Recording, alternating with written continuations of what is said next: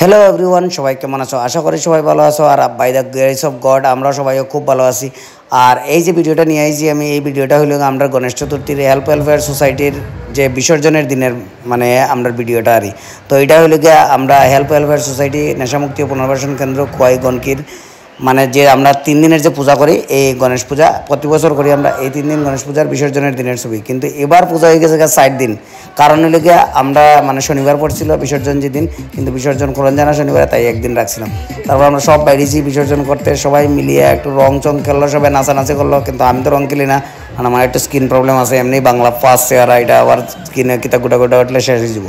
তারপর একটু coffee ice cream নিয়ে আমরা করলাম পার্টি করে সব এনার্জেটিক হইয়া গাড়িতে উঠে গেলাম, কারণ আমরা এখান থেকে প্রায় 2 কিলোমিটার দূরে আছে। আর মানুষের একটু রিয়াকশনটা অবাক করার মতো, সবাই ধিক্কার হয়েছে আমরা মানে মূর্তি নিয়ে যাওয়া। কারণ এলাকা কোয়াইতে গণেশ পূজা খুব কম হয়, আমরা লিয়া টোটাল 3টা পূজাই হয়, এই কারণে সবাই ধিক্কার হয়েছে। আর গাড়টা তো অনেক সুন্দর। তারপর আমরা গাড়ি নিয়ে প্রথমে মূর্তি রাখলাম, রেখা বাবারে একটু বন্দনা করলাম বাপ্পারে, যাতে আমরা আগামী বছর আয়।